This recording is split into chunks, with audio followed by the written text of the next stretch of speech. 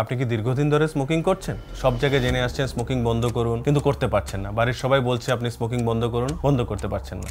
আপনি ভাবছেন এতদিন স্মোক করে নিলাম, এখন যদি বন্ধ নাও করি কি আর হবে? আসুন আজকে আমরা এই বিষয়টা নিয়ে একটু আলোচনা করি।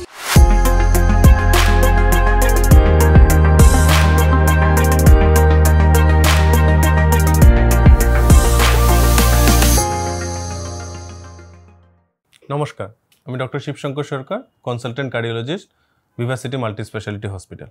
আমাদের হার্ট অ্যাটাকের একটা অন্যতম কারণ হলো স্মোকিং। যে হার্টের শিরাগুলি আছে যেখানে আমাদের রক্ত চলাচল করে, সেখানে আমাদের অ্যাথেরোস্ক্লেরোসিস, যেটা আমাদের ব্লকেজ বলছি, সেটা খুব বেশি বাড়িয়ে দিচ্ছে স্মোকিংয়ের মাধ্যমে। আমাদের প্রেশারের কারণ হয়ে দাঁড়াচ্ছে, স্ট্রোকের কারণ হয়ে দাঁড়াচ্ছে স্মোকিং। আমরা অনেক দিন ধরে স্মোক করে যাচ্ছি, সবাই বলছে বন্ধ করে দেওয়ার জন্য, কিন্তু আমরা বন্ধ করতে পারছি না। তারপর কিছু বছর পর ভাবলাম যে অনেক বছর তো আমি স্মোক করে নিয়েছি, এখন আর বন্ধ করে কি হবে। আসুন জেনে নিই স্মোকিং থেকে আমরা কি কি রোগ হতে পারে।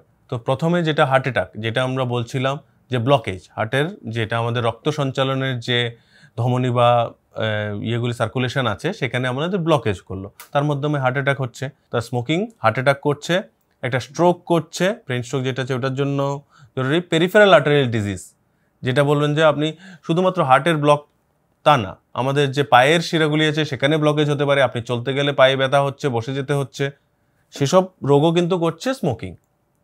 আর অ্যাওর্টিক অ্যানিউরিজম, এই একটা রোগ আছে যেটা থিনিং, যে আমাদের যে শিরার যে ওয়ালগুলি আছে এগুলি থিন হওয়ার কারণে, মানে একদম পাতলা হয়ে যাওয়ার কারণে অনেকটা ওখানে বড় আকার নিয়ে নেয় আমাদের শিরাগুলি। তো যে অ্যাওর্টিক অ্যানিউরিজম আছে সেটাও কিন্তু স্মোকিং করছে।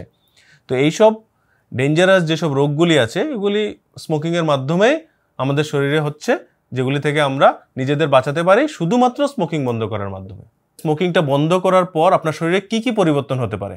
ধরুন আজকে থেকে আপনি স্মোকিংটা বন্ধ করে দিয়েছেন, 24 ঘন্টার মধ্যে আপনার যে হার্ট রেট সেটা স্টেবিলাইজ হওয়া শুরু হয়ে যাবে। 1 মাসের মধ্যে আপনার হার্টের ফাংশন যেটা আছে ইমপ্রুভ করা শুরু হয়ে যাবে।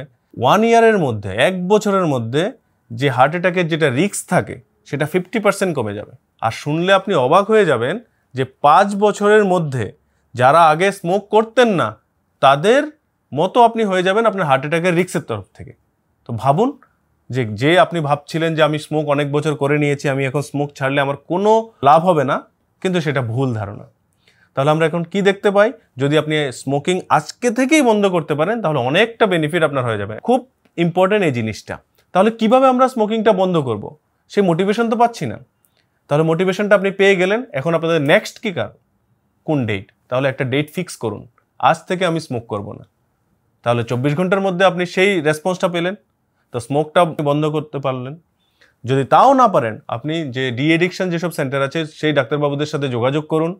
সেখানে যোগাযোগ করে আপনি স্মোকিংটা কিভাবে আস্তে আস্তে ছাড়তে পারেন অবশ্যই আপনি সেই বিষয়ে জানুন। অনেক নিকোটিন রিপ্লেসমেন্ট আছে, ওটা নিয়েও আপনি নিতে পারেন, ওইভাবে করতে পারেন।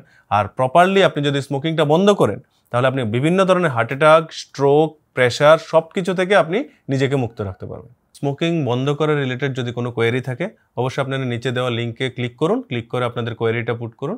ওখানে আমাদের টিম আপনাদের সাথে যোগাযোগ করে নেবে কিভাবে স্মোকিং থেকে আপনারা মুক্ত হতে পারেন, কিভাবে বন্ধ করতে পারেন এবং কি কি এফেক্ট আপনার শরীরের উপর পড়ছে। তাছাড়াও যদি আপনি হার্ট রিলেটেড যে কোনো বিষয় নিয়ে আমাদের সাথে কনসাল্ট করতে চান তাহলে ভিভাসিটি মাল্টি স্পেশালিটি হসপিটালে আমাদের কার্ডিওলজি টিমের সাথে আপনারা যোগাযোগ করতে পারেন।